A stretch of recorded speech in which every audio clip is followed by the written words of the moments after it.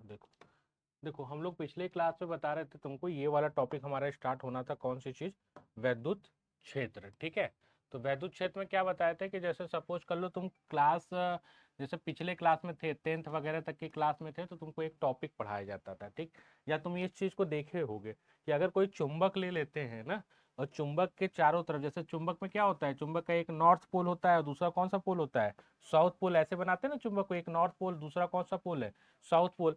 और जब चुंबक के पास लोहे का छोटा छोटा टुकड़ा डाल देते थे, क्या कर देते थे, लोहे का छोटा छोटा टुकड़ा डाल देते थे, तो वो कुछ एरिया तक के लोहे के छोटे छोटे टुकड़े को अपने पास इकट्ठा कर लेता था, आकर्षित कर लेता था। ये तो ये देखियो ना, ये हाँ, एकदम मतलब प्रैक्टिकल गेम खेलते समय 10th क्लास में जब हम लोग गेमों में खेलते हैं, या नॉर्मली घर पे क्या करते थे, कहीं चुंबक मिल जाता था तो चुंबक रख देते थे, और उसके थोड़े से पास में लोहे की छोटी सी कील या लोहे का छोटा छोटा टुकड़ा लेके आते थे, तो ये देखते थे कि वो पूरे एरिया तक के लोहे के छोटे छोटे टुकड़े को एक आकर्षित कर लेता है, इकट्ठा कर लेता है। ठीक, समझ में आ रही बात की नहीं?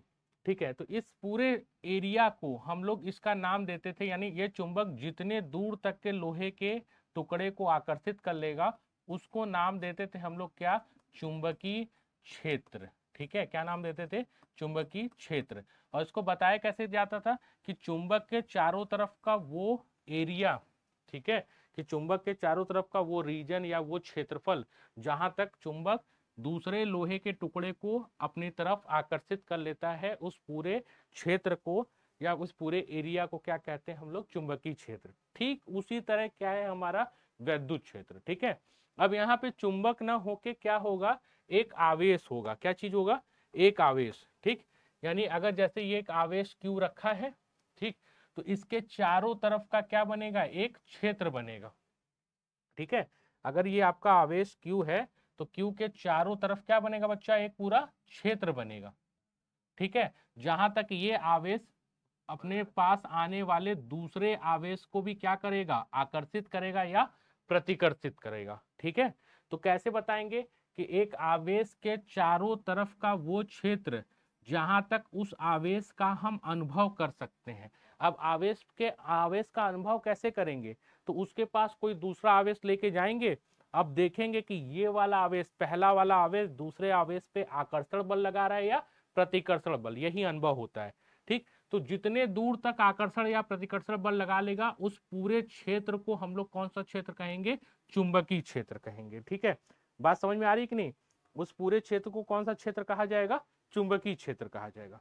ठीक, अब यहाँ पे एक चीज और समझने वाली है, जैसे मान के चलो कि यही चुंबक है, ठीक है, तो और इससे आर दूरी पे, ठीक, दूसरा आवेश हम यहाँ रख देंगे ना, तो ये वाला आवेश इस पे क्या करेगा, या तो आकर्षण बल लगाएगा या तो प्रतिकर्षण।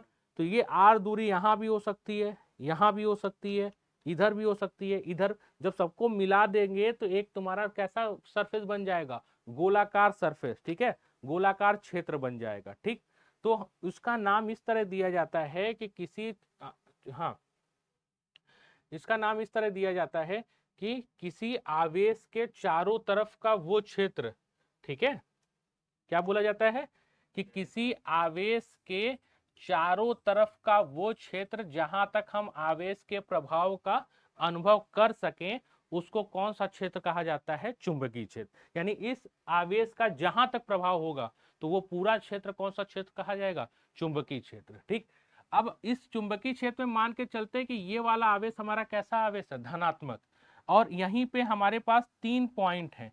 जैसे हम यहाँ पे लेते हैं पॉइंट ए, ठीक, इस जगह पे हमारा दूसरा पॉइंट है कौन सा, बी, और इस जगह पे कौन सा पॉइंट है, सी।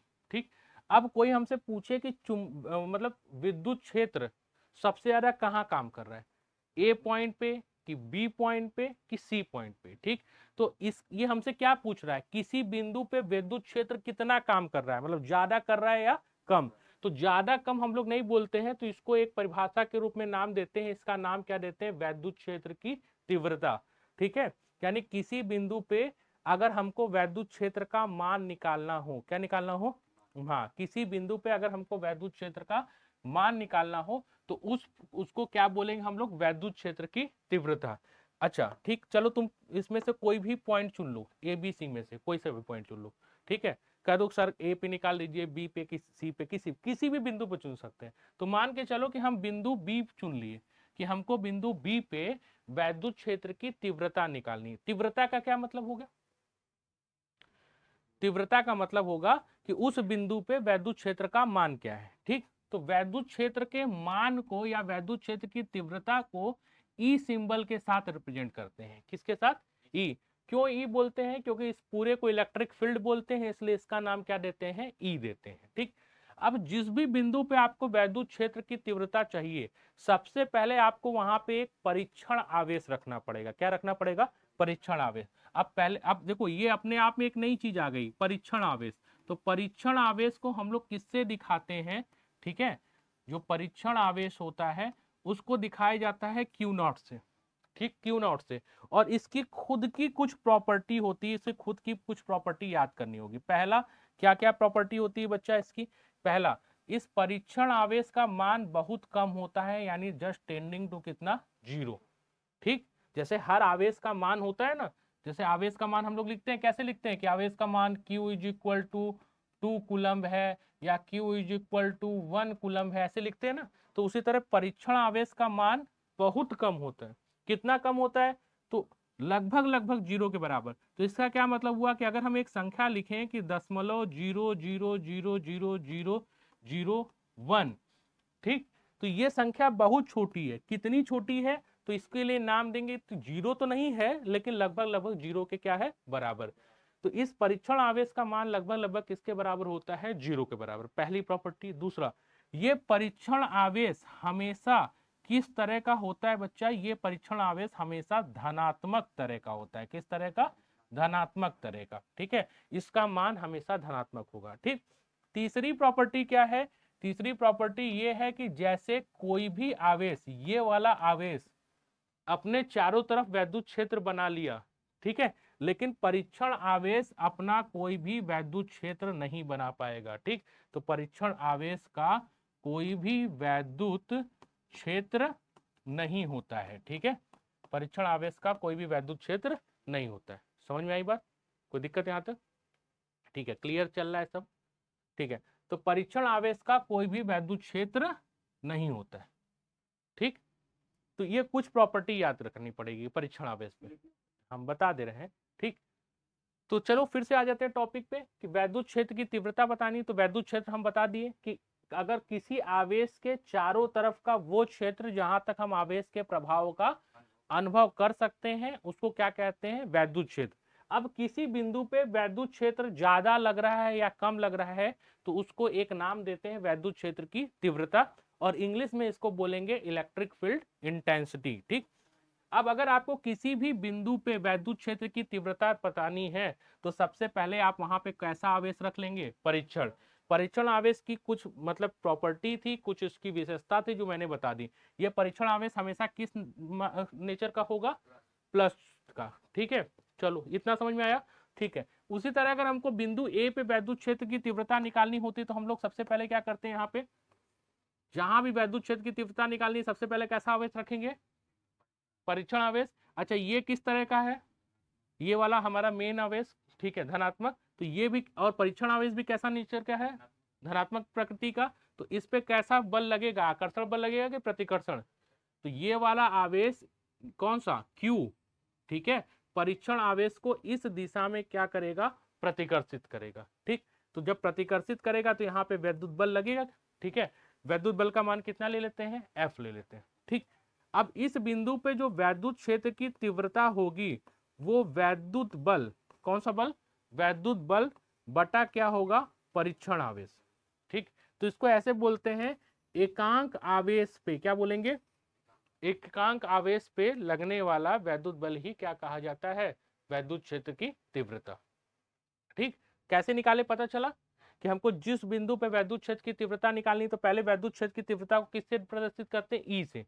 जिस बिंदु पे निकालना है वहां पे सबसे पहले कैसा आवेश रख दीजिए? परीक्षण आवेश। परीक्षण आवेश आपने रख दिया, तो इस पे एक वैद्युत बल काम करेगा। तो वैद्युत बल बटा क्या? परीक्षण आवेश, इसका जो मान होगा इसी को क्या कहते हैं हम लोग? वैद्युत क्षेत्र की तीव्रता। ठीक, परिभाषित कैसे करते हैं? तो बोलते हैं एकांक आवेश पे लगने वाला वैद्युत बल ही क्या कहा जाता है? वैद्युत क्षेत्र। ठीक, अब ध्यान से सुनिएगा, अभी नोट मत कीजिए, देखिए ध्यान से, ये वैद्युत बल कैसी राशि है? हाँ, वेक्टर राशि है। तो अगर वैद्युत बल वेक्टर राशि है तो आपकी वैद्युत क्षेत्र की तीव्रता भी जो होगी, ठीक है, वो भी कैसी राशि होगी? वेक्टर राशि हो। ठीक, अगर ये वेक्टर राशि है ना, तो वैद्युत क्षेत्र की तीव्रता भी कैसी राशि होगी? वेक्टर राशि। क्योंकि वैद्युत क्षेत्र की तीव्रता किस पे डिपेंड कर रही है, किस पे निर्भर कर रही है? बल पे। अच्छा, अब इसका मात्रक पूछा जाए तो मात्रक क्या होगा भाई? बल का मात्रक होता है क्या? न्यूटन। ठीक, और आवेश का मात्रक क्या होता है? कूलम। ठीक, तो वैद्युत क्षेत्र की तीव्रता का मात्रक क्या होगा? न्यूटन पर कूलम। अच्छा, अब कभी कभी हमसे इसकी बीमा पूछ दी जाती है। क्या पूछी जाती है? बीमा। तो बल की बीमा कितनी होती है बच्चा? M L T to power कितना? -2। ठीक, और आवेश की बीमा के लिए क्या लिखेंगे यहाँ पे हम लोग? एटी। ठीक, थोड़ा सा अरेंज करेंगे, तो अरेंज करने के बाद हमारा जो फॉर्मूला आएगा, इसको थोड़ा सा अरेंज करके लिखिए। ये नीचे से कहाँ जाएगा? ऊपर। तो इसको एक साथ अरेंज करके लिखे तो फॉर्मूला कितना बन जाएगा? एम एल तो रहेगा ही, तीन, एक टी टू पावर -2 है, नीचे से ऊपर जाएगा तो टी टू पावर कितना हो जाएगा? -3, और ए टू पावर कितना? -1।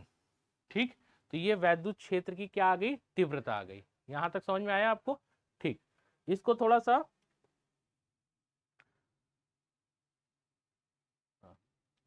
ठीक, तो इसको थोड़ा सा और आगे चलते हैं। यहां तक तो समझ गए ही, कोई दिक्कत है? ठीक है, तो एक बार फिर से रिवाइज करा दे, फटाफट रिवीजन कर लेते हैं। वैद हाँ, लिखवा देंगे। वैद्युत क्षेत्र किसको कहते हैं? पहले, किसी आवेश के चारों तरफ का वो क्षेत्र जहां तक हम आवेश के प्रभाव का अनुभव कर सकते हैं, उसको कौन सा क्षेत्र कहा जाता है? वैद्युत क्षेत्र। ठीक है, किसी बिंदु पे वैद्युत क्षेत्र ज्यादा है या कम है, तो उसको बताने के लिए एक वर्ड यूज होता है, वैद्युत क्षेत्र की तीव्रता। इसको इंग्लिश में क्या बोलते हैं? Electric field intensity. इसलिए इसको किस सिंबल के साथ रिप्रेजेंट किया जाता है? किस मतलब किस ई के माध्यम से इसको क्या किया जाता है? निरूपित किया जाता है। ठीक, अब आपको किसी भी बिंदु पे वैद्युत क्षेत्र की तीव्रता पता करनी है, तो सबसे पहले वहां पे कौन सा आवेश रख दीजिए? परीक्षण आवेश। परीक्षण आवेश की कुछ विशेषता होती है, कुछ प्रॉपर्टी होती है। पहली प्रॉपर्टी क्या होती है परीक्षण आवेश की? कि इसका मान बहुत कम होता है। ठीक है, कितने बराबर? जीरो तो नहीं होता, लेकिन लगभग लगभग जीरो के बराबर होता है। इसलिए हम लोग Q is just tending to क्या लिखते हैं? जीरो। क्योंकि इसका मान जीरो तो नहीं है, लेकिन जीरो के लगभग बराबर है। ठीक, अच्छा, इतना कम मान है आवेश का, इसलिए अपना कोई वैद्युत क्षेत्र नहीं बना सकता है। ठीक, क्योंकि आवेश का मान इतना कम है, तो दूसरे किसी आवेश पे आकर्षण बल और प्रतिकर्षण बल भी नहीं लगा सकता है। जैसे Q वाला आवेश इसको इधर ढकेल देगा, लेकिन ये Q0 Q को इस तरफ ढकेल नहीं पाएगा, क्योंकि इसका मान ही कुछ नहीं है। ठीक है ना? अब आपको जिस बिंदु पे, जैसे ए पे हमको वैद्युत क्षेत्र की तीव्रता पता करनी है, सबसे पहले परीक्षण आवेश रख दिए। परीक्षण आवेश रखते ही हमको पता चल जाएगा कि इस पे विद्युत बल किस दिशा में लग रहा है। तो विद्युत बल इस दिशा में लग रहा है, तो विद्युत बल बटा के परीक्षण आवेश, इसका जो मान होता है, इसी को वैद्युत क्षेत्र की तीव्रता कहते हैं। परिभाषित कैसे कहते हैं? कि एकांक, ठीक है, आवेश पे लगने वाला वैद्युत बल ही क्या कहा जाता है? वैद्युत क्षेत्र की तीव्रता। ठीक, तो ई सिंबल के साथ रिप्रेजेंट करेंगे, तो E is equal to F upon क्या हो जाएगा? क्यू। फोर्स, बल, बल का मात्रक क्या होता है? न्यूटन।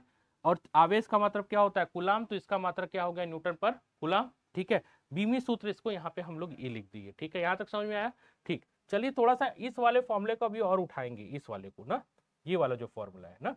ठीक, अब उसको आगे चलने से पहले आप हमको एक छोटी सी चीज बता दीजिए। ठीक है, कि यहाँ पे दो आवेश हैं, मान लेते हैं दोनों आवेश के बीच की दूरी कितनी है? r।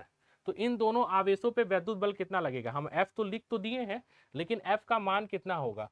तो F का मान आप लोग कूलाम के नियम से जानते हैं, कितना होगा? 1/4 पाई एप्सिलॉन नॉट, पहला आवेश Q, ठीक, और दूसरा आवेश कौन सा? Q0 डिवाइड बाई क्या? R square. ये वैद्युत बल का मान होगा। ठीक, तो चलिए आगे चलते हैं अगले वाले स्लाइड पे। ठीक है, आगे क्या बताया गया? ठीक है, चलिए बीमी सूत्र वगैरह हम बता दिए आपको ना।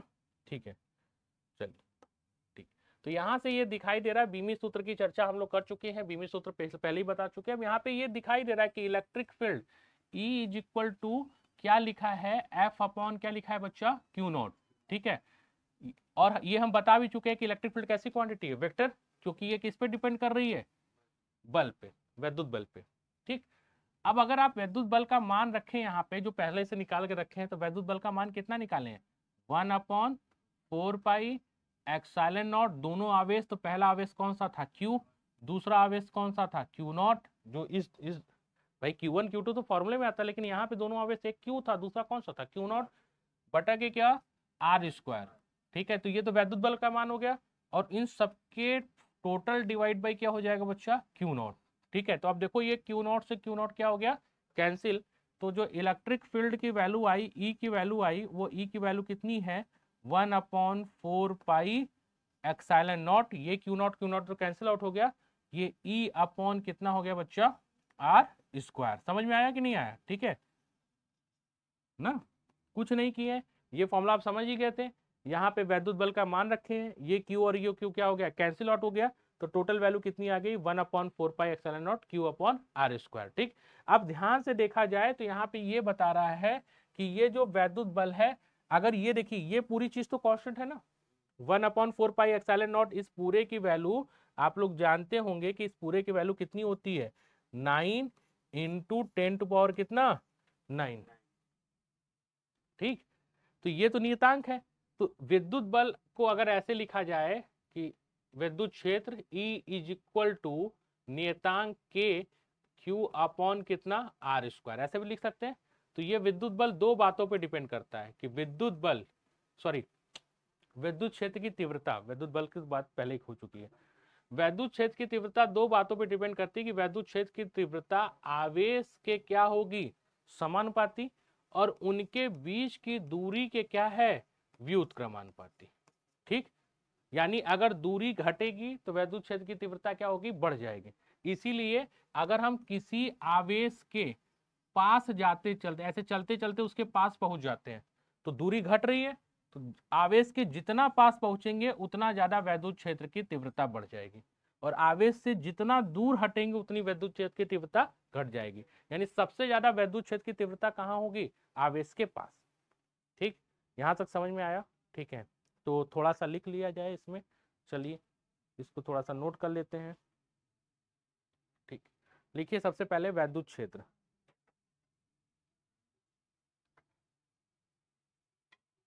वैद्युत क्षेत्र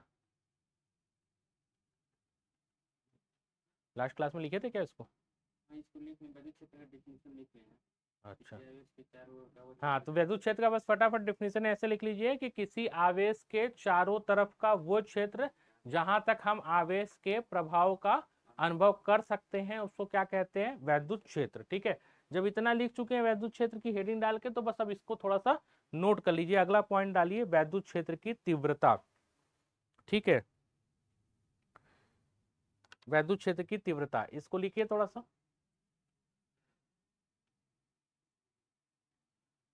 वैद्युत क्षेत्र की तीव्रता लिखिए, किसी बिंदु पे, किसी बिंदु पे वैद्युत क्षेत्र के मान को, किसी बिंदु पे वैद्युत क्षेत्र के मान को, किसी बिंदु पे वैद्युत क्षेत्र के मान को वैद्युत क्षेत्र की तीव्रता कहते हैं। किसी बिंदु पे वैद्युत क्षेत्र के मान को वैद्युत क्षेत्र की तीव्रता कहते हैं। किसी बिंदु पे वैद्युत क्षेत्र के मान को वैद्युत क्षेत्र की तीव्रता कहते हैं। ठीक है, चलिए ये पूरा नोट कर लीजिए।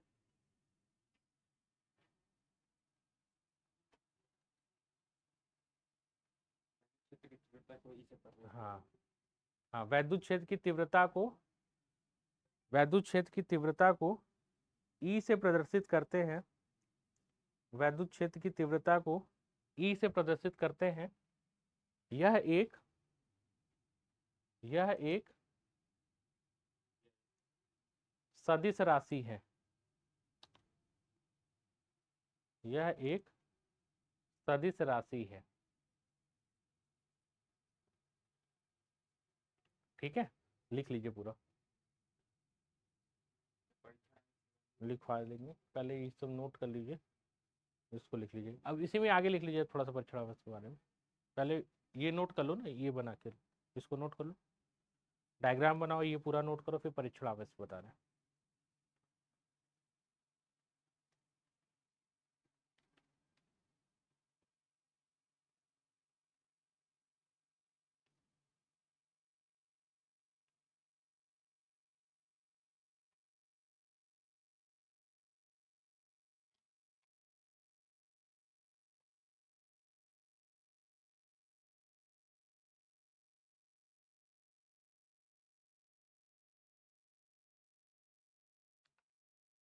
नोट कर लो, या तो हम इसका वो डाल देंगे तुमको अभी पीडीएफ, तो पीडीएफ से कर लेना फटाफट। तो लिखते चलो लिखते चलो, पीडीएफ भी मिल जाएगा ना इसका।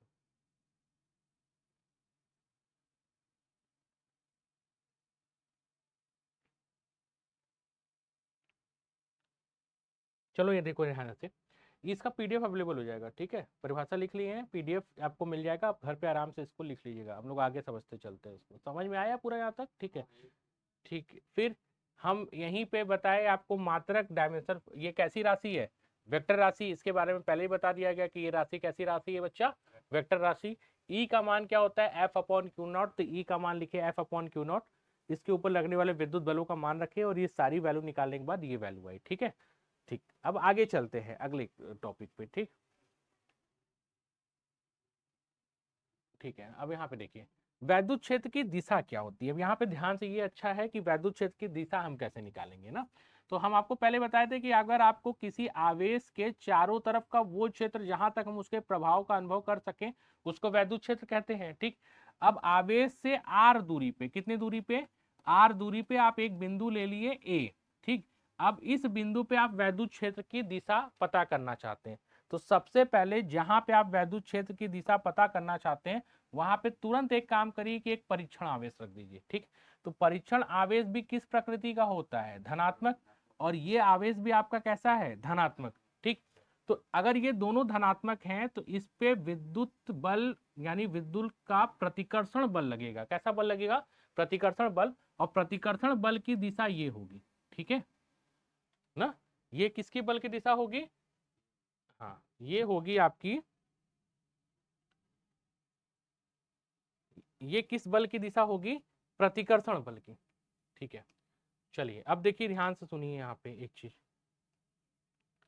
अगर ये प्रतिकर्षण बल है, ठीक है, तो F इज इक्वल टू, ठीक है, प्रतिकर्षण बल है, प्रतिकर्षण बल इस दिशा में लग रहा है।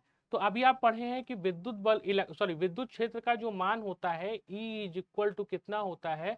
F अपॉन कितना होता है? Q not. ठीक, तो जो मान, जो दिशा विद्युत बल की होगी, वही दिशा किसकी होगी? वैद्युत क्षेत्र की। यानी जिस दिशा में वैद्युत बल काम कर रहा होगा, वही दिशा किस पे होगी?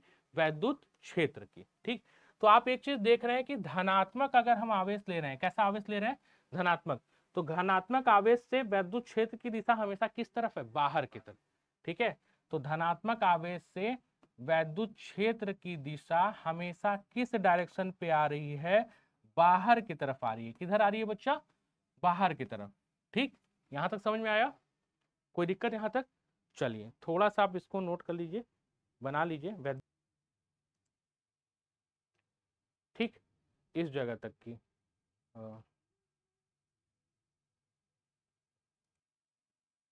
ठीक है, तो यहाँ तक का समझ में आ गया, यहाँ तक कोई दिक्कत है नहीं ना। अब अगला जो टॉपिक है हमारा, वैद्युत बल और वैद्युत क्षेत्र में संबंध। लेकिन थोड़ा सा उससे पहले हम आपको एक चीज और बताएंगे। जैसे ये धनात्मक आवेश था, ठीक है, तो धनात्मक आवेश में आप देख रहे थे कि हमेशा जो ये धनात्मक और ये धनात्मक ना, तो इसमें जो वैद्युत बल लग रहा है वो कहाँ लग रहा है? बाहर की तरफ। तो हमेशा दिमाग में एक चीज बैठा लीजिए कि जो वैद्युत बल की दिशा होगी, वही दिशा किसकी होगी? वैद्युत क्षेत्र की। ये हमेशा धनात्मक आवेश से किस तरफ होती है? बाहर की तरफ। और अगर उसी के जगह ऋणात्मक आवेश आ गया, कैसा आवेश आ गया? ऋणात्मक आवेश आ गया, तो ऋणात्मक आवेश में वैद्युत जो बल रेखाएं होती हैं वो हमेशा किस तरफ होती हैं? अंदर की तरफ होती हैं। ठीक है, तो ऋणात्मक आवेश में हमेशा अंदर की तरफ, और धनात्मक आवेश से हमेशा किस तरफ होती है बच्चा? बाहर की तरफ। ठीक है, तो ऋणात्मक आवेश में हमेशा किस तरफ होती है? अंदर की तरफ। तो ये वैद्युत जो क्षेत्र की है वो दिशा है। ठीक, तो दिशा पता करने के लिए क्या करेंगे? जिस बिंदु पे दिशा प्रदर्शित करना है वहां पे सबसे पहले क्या रखेंगे? परीक्षण आवेश। परीक्षण आवेश रखने के बाद ये देखेंगे कि किधर को बल लग रहा है। जिस दिशा में वैद्युत बल लग रहा है वही दिशा किसकी होगी? वैद्युत क्षेत्र की। वैद्युत बल और वैद्युत क्षेत्र एक ही दिशा में लगते हैं। ठीक है, क्लियर है यहाँ तक? चलिए अब आगे चलते हैं अगले टॉपिक पे। तो ये हमारा है वैद्युत बल व वैद्युत क्षेत्र में संबंध। तो ये संबंध हम पहले ही बता चुके हैं कि वैद्युत बल और वैद्युत क्षेत्र में क्या संबंध होता है। देखिए आप सबसे पहले समझिए कि आपने सबसे पहले एक आवेश लिया और बताया कि आवेश के चारों तरफ का वो क्षेत्र जहां तक हम उसके प्रभाव का क्या कर सकते हैं? अनुभव कर सकते हैं, उसको क्या कहते हैं? वैद्युत क्षेत्र। ठीक, अब अगर आपको किसी बिंदु पे वैद्युत क्षेत्र की तीव्रता बतानी है तो आप वहां पे पहले किसका मान रखते हैं, परीक्षण आवेश का, ठीक। और परीक्षण आवेश रखते ही आपको पता चल जाता है कि ये दोनों कैसे टाइप के चार्ज है, धनात्मक, तो इस पे वैद्युत बल इस दिशा में लगेगा, ठीक। लेकिन बस एक ध्यान रखने वाली बात यह है कि ये जो वैद्युत बल लगा रहा है वो कौन सा आवेश लगा रहा है, ये वाला आवेश लगा रहा है। क्यों, ये जो वैद्युत बल लग रहा है इधर, ये किस आवेश के कारण लग रहा है, इस आवेश के कारण, परीक्षण आवेश के कारण नहीं लग रहा है। परीक्षण आवेश उल्टा वैद्युत बल इस दिशा में नहीं लगा सकता। क्यों नहीं लगा सकता, क्योंकि परीक्षण आवेश का मान इतना कम होता है कि ये खुद का कोई वैद्युत क्षेत्र नहीं बना सकता है, ना तो कोई वैद्युत बल लगा सकता है, ठीक। तो ये जो आपके सामने ये परिभाषा आई है वैद्युत क्षेत्र की कि F is equal to F upon क्या, क्यू नॉट, ठीक। अब अगर हम यहां से वैद्युत बल निकालना चाहें तो वैद्युत बल का मान कितना होगा, F is equal to q naught into क्या हो जाएगा, E, ठीक ना। लेकिन ये जो वैद्युत बल लग रहा है क्या इस परीक्षण आवेश के कारण लग रहा है, नहीं, जो इस परीक्षण आवेश की वैल्यू ही नहीं है कि वो किसी पे बल लगा सके, आकर्षण या प्रतिकर्षण। तो ये जो भी बल लग रहा है इसके लिए मेन जो कारण है वो ये वाला आवेश है, क्यों। तो जो भी बल लगेगा वो किसकी वजह से लगेगा, इसकी वजह से। तो हम लोग यहाँ पे वैद्युत बल का जो मान रखते हैं F इज इक्वल टू, इसकी वैल्यू कितनी आ जाती है, Q इंटू ई, ठीक। F इज इक्वल टू कितना, Q इंटू ई ना। तो हमेशा वैद्युत बल निकालने के लिए, F का मान निकालने के लिए आप क्या रखेंगे, Q इंटू ई, ठीक। तो ये संबंध है किसमें, वैद्युत बल और वैद्युत क्षेत्र में, ठीक।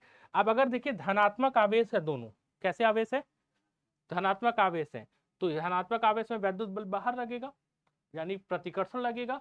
और अगर ऋणात्मक आवेश है, एक आवेश कैसा है, माइनस टाइप का, तो यहाँ पे वैद्युत बल कैसा लग जाएगा, आकर्षण टाइप का लग जाएगा, ठीक है। हाँ, कोई दिक्कत, नोट कर लीजिए इसको, ठीक।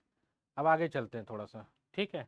तो आगे चलते हैं तो इसको देखा जाए विद्युत क्षेत्र का अध्यारोपण। अब अध्यारोपण का क्या मतलब होता है बच्चा, कि अभी तक हम लोग क्या कर रहे थे कि केवल एक ही आवेश के कारण वैद्युत क्षेत्र निकाल रहे थे, ठीक है। जैसे मान के चलिए कि एक आपका आवेश था, ठीक, और आप एक यहाँ पे क्या रख ले रहे थे, परीक्षण आवेश लग रहे थे, तो इन्हीं दोनों के बीच में आप क्या कर रहे थे, वैद्युत क्षेत्र निकाल रहे थे। अब समझिए कि ये परीक्षण आवेश आपका है, इस बिंदु का नाम हम ए दे दे रहे हैं, ठीक है।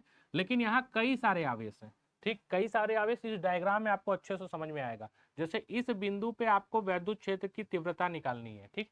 तो आप सबसे पहले क्या करेंगे, इस बिंदु पे क्या करेंगे, परीक्षण आवेश रखेंगे। अगर अकेला चार्ज होता यहाँ पे Q1 तो बड़े आराम से इसको आपको फोर्स E1 दिखाई देता, ठीक है। अगर अकेला आवेश होता तो आप बड़े आराम से इस दिशा में कहते कि इधर वैद्युत बल लग रहा है तो इसी दिशा में वैद्युत क्षेत्र लगेगा। लेकिन यहाँ कई सारे आवेश है, ठीक है। जैसे Q1 भी है, और कौन सा है, Q2 भी है, और कौन सा है, Q3 भी है, और कौन सा है भाई, Q4 भी है। Q1 की जो दूरी है यहाँ से R1 है इस पॉइंट तक की, Q2 से जो दूरी है वो कितनी है, R2, ये दूरी कितनी है, R3, और ये दूरी कितनी है, R4। यानी इस बिंदु पे एक आवेश नहीं वैद्युत बल लगा रहा है, कई सारे आवेश लगा रहे हैं। तो जब कई सारे आवेश वैद्युत बल लगाएंगे तो वैद्युत क्षेत्र भी कई होगा। तो आपको कुल वैद्युत क्षेत्र यहाँ पे पता करना है। तो कुल वैद्युत क्षेत्र कैसे निकलेगा, तो हम लोग सारे वैद्युत क्षेत्र यानी कुल वैद्युत क्षेत्र निकालने के लिए, ये पहला वाला वैद्युत क्षेत्र है ना E1, तो इसको क्या कर देंगे, वेक्टर फॉर्म पे जोड़ देंगे, ठीक। दूसरा वाला वैद्युत क्षेत्र कौन सा है, E2, इसको भी किस फॉर्म पे जोड़ेंगे, वेक्टर फॉर्म पे। अगला कौन सा है, E3, तो इसको भी किस फॉर्म पे, वेक्टर। और नेक्स्ट कौन सा है, E4, तो इसको भी किस फॉर्म पे जोड़ेंगे हम लोग, वेक्टर फॉर्म पे, ठीक। तो वेक्टर के बाद कुल जो रिजल्ट आएगा उसी चीज को क्या कहा जाएगा, ई नेट, ठीक। तो इस टॉपिक को क्या बोलते हैं, वैद्युत क्षेत्र का अध्यारोपण। अध्यारोपण का मतलब एक आवेश की जगह कई सारे आवेश मिलके जब एक साथ काम करते हैं तो इस बिंदु पे कुल वैद्युत क्षेत्र जो होगा उसे क्या कहेंगे, वैद्युत क्षेत्र का अध्यारोपण। हाँ, ईएन को ही अध्यारोपण कहते हैं। अध्यारोपण मतलब कि कुल इसका जो वेक्टर योग होगा वही ईएन का टोटल मान होगा, ठीक है। कोई दिक्कत यहाँ तक। अब जैसे यहाँ पे समझिए कि इस पे सोचिए कि E1 इस डायरेक्शन पे लग रहा है, E2 इस पे, E3 इधर, E4 इधर, तो ई नेट का डायरेक्शन कैसे होगा? तो इसको बताने के लिए हम लोग वेक्टर का यूज करते हैं, वेक्टर के योग का। तो वेक्टर के योग में एक मेथड आपको बताया गया था, एक विधि आपको बताई गई थी, हेड टू टेल मेथड। कौन सा मेथड? एक वेक्टर से शुरू कीजिए। जैसे आप किससे शुरू करेंगे? E1। E1 किस डायरेक्शन पे है? इधर। तो E1 ऐसे बना लिए, ये E1 की दिशा है, ठीक। ये E1 का हेड है, E1 के हेड पे किसको जोड़ देंगे? E2 को। तो E2 इस दिशा में काम कर रहा है, ये E2 का हेड आ गया। हेड टू टेल मेथड क्या रखना है? एक के हेड पे दूसरे का टेल। तो E2 इस दिशा में है तो इस दिशा में रख दिए, ठीक। फिर अगला कौन सा है? E3। E3 ऊपर की तरफ है तो E3 ऊपर की तरफ हो गया, ठीक। और सबसे लास्ट में कौन सा है? E4। तो E4 की दिशा इधर हो गई। एक के हेड में दूसरे का टेल हम लोग रखते चले जाएंगे। तो ऐसे अरेंज कर लिए। फिर फाइनल क्या करेंगे? सबके टेल में से सबके हेड को जोड़ देंगे। तो सबके हेड टेल से सबके हेड को जोड़ दिए तो ये फाइनल डायरेक्शन आ गया। किसका डायरेक्शन? ई नेट का, ठीक।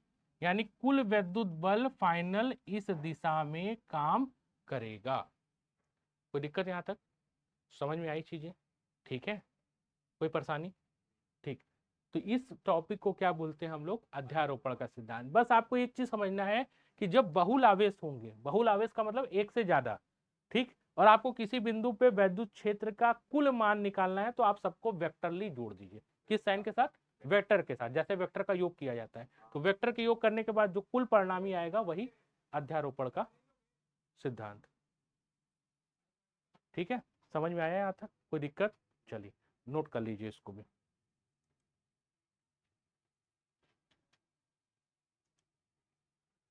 ठीक है, तो नेक्स्ट पॉइंट पे देखो। फिर यहां तक तो समझ में आ गया होगा वैद्युत क्षेत्र का क्या? अध्यारोपण, ठीक है। अब अगली चीज आती है, देखो, सतत व एक समान आवेश के वितरण के कारण वैद्युत क्षेत्र, ठीक। तो सतत आवेश वितरण तो पिछली बार बता दिए थे, ठीक है। आवेशों का वितरण बताए थे कि नहीं? थोड़ा सा दोहरा दे रहे हैं कि जैसे अगर मान के चलिए कि ये लंबाई है, ठीक, तो कुल लंबाई यहाँ से यहाँ तक कितनी है? मान के चलिए कि कुल लंबाई कितना है? L, ठीक। और आप इसको Q आवेश दे दिए, ठीक। तो ये Q आवेश एक जगह पे स्थिर नहीं रहेगा, ये Q आवेश पूरी तरह से क्या हो जाएगा? वितरित हो जाएगा, ठीक। तो इसको क्या बोलते हैं? सतत आवेश का वितरण, ठीक। अब यहाँ पे अगर ये समझिए कि हम ये कहें कि L लंबाई में टोटल आवेश कितना वितरित है? Q, ठीक। तो एकांक लंबाई यानी 1 यूनिट लंबाई में, यानी एकांक लंबाई में, एकांक, ठीक है, एकांक समझते हैं ना? 1 मीटर में, ठीक है, कितना आवेश वितरित है? तो आप क्या कहोगे कि L में Q है, तो 1 मीटर में या एकांक में कितना होगा? Q upon L। और इसी को क्या बोलते हैं हम लोग? लैम्डा, ठीक है। रेखीय आवेश घनत्व पिछली क्लास में बताया गया था, और इसकी वैल्यू कितनी हो जाएगी? Q अपॉन L, ठीक है ना। अब अगर इसी रॉड को, जो सीधा रॉड है ऐसे है, अब ये सीधा रॉड है तो इसमें इस हिसाब से निकाले, अब हम इसी को मोड़ के एक रिंग बना दे। क्या बना दे? एक रिंग छल्ला, ठीक है, एक ऐसे ही रिंग बना दे, ठीक है। अब इस रिंग की रेडियस कितनी हो जाएगी? इसकी त्रिज्या कितनी मान लेते हैं? R। और इसको पूरा कैसे आवेश दे दें? धनात्मक टाइप का, ठीक है। कैसा आवेश दे दें बच्चा? धनात्मक टाइप का ना। तो धनात्मक आवेश देने के बाद तब यहाँ पे रेखीय आवेश घनत्व का मान कितना हो जाएगा? लैम्डा का मान कितना हो जाएगा? कुल आवेश Q बटा इसकी कुल लंबाई। तो कुल लंबाई इसकी क्या हो जाएगी? परिधि हो जाएगी। तो कुल लंबाई की जगह इसमें हम लोग कितना लिखेंगे? 2πr, ठीक है। तो इस तरह के आवेश वितरण को क्या कहते हैं? सतत आवेश वितरण ना। अब ये देखिए, पहले, इससे पहले वाले टॉपिक पे जो हम पढ़े थे वो बिंदु आवेश थे। कैसे आवेश थे? बिंदु आवेश के कारण आप वैद्युत क्षेत्र निकाल लेते। लेकिन अब आपको बिंदु आवेश नहीं लेना है, क्या लेना है? सतत आवेश वितरण के कारण। यानी इस रॉड की इन सारे आवेश के वितरित आवेश की वजह से अगर किसी बिंदु पे हम वैद्युत क्षेत्र की तीव्रता निकालना चाहते हैं, ठीक है, किसकी वजह से? इस पूरे रॉड में आवेश वितरित है ना, तो इस पूरे वितरित आवेश के कारण अगर आप किसी बिंदु पे वैद्युत क्षेत्र की तीव्रता निकालना चाहते हैं तो इसको क्या बोलते हैं? सतत एक समान आवेश वितरण के कारण विद्युत क्षेत्र की तीव्रता, ठीक है। तो ये समझ गए सतत आवेश वितरण के कारण कैसे विद्युत क्षेत्र की तीव्रता निकालेंगे। तो इसमें सबसे बड़ा जो है, ये आपके क्लास 12 में इस टॉपिक को लिया जाता है, ठीक। क्लास 12 में इस टॉपिक को लिया जाता है कि अगर हमारे पास एक रिंग है, छल्ला है, ठीक है, रिंग समझते हैं ना? हाथ में जो कड़ा वगैरह पहनते हैं उसको भी क्या कहेंगे, एक छल्ला कहेंगे या रिंग कहेंगे, ठीक। तो उसको पूरी तरह से, एक तरह से देखिए कैसा आवेश दे दिया गया, धनात्मक। कैसा आवेश दे दिया गया, ये धनात्मक धनात्मक धनात्मक आवेश दे दिया गया, ठीक है। और ये क्या है, इस रिंग का, इस छल्ले का केंद्र है, ठीक। तो इसकी कुछ ना कुछ त्रिज्या होगी, तो इसकी त्रिज्या को कितना माना गया है, ए माना गया है। कुछ कुछ बुक में इस त्रिज्या को आर साइन के साथ भी यूज कर लेते हैं, ठीक। तो अब इस छल्ले के केंद्र से, ठीक, क्या करना है, छल्ले के केंद्र से एक्स दूरी पे एक पॉइंट लिया गया पी, ठीक। और पी पे आपको कुल वैद्युत क्षेत्र का मान निकालना है। क्या निकालना है, कुल वैद्युत क्षेत्र का मान। इस टॉपिक को बोलते हैं एक समान वैद्युत क्षेत्र के कारण, ठीक है, किसी रिंग या वलय के केंद्र से एक्स दूरी पे वैद्युत क्षेत्र की तीव्रता क्या बोलते हैं, ठीक है। एक समान आवेशित वलय के केंद्र से एक्स दूरी पे वैद्युत क्षेत्र की तीव्रता, ठीक। तो चलिए ये टॉपिक अब कल की क्लास में होगा, इसको कल की क्लास में कवर करेंगे। आज इसका इंट्रोडक्शन ऐसे हो गया है, ठीक है। तो